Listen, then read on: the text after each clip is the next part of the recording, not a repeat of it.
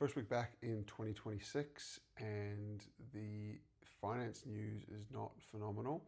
So firstly, we had the property market updates from the December month, which showed that both Melbourne and Sydney moved backwards. Now, it was a very small reduction in house values for those two cities, and the rest of the cities did show gains, but it's not a fantastic way to end 2025 if you are in those markets.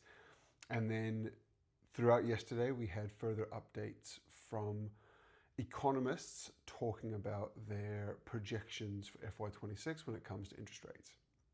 Now, if you were following along for most of last year, most people were picking 1 to 2 cuts for 2026, which would take the rate from 3.6 to somewhere between 3.1 and 3.35% as a cash rate, which means your interest rates would drop by, call it 0.3% if you take out the average of the estimates.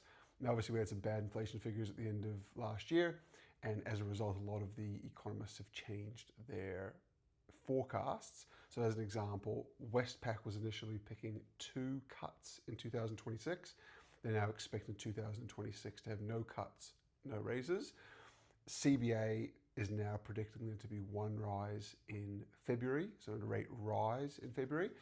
And NAB, for example, are actually predicting a double rate rise early this year. So we've gone from looking to have 1 to 2 rate cuts in 2026 to potentially 1 or more rate rises.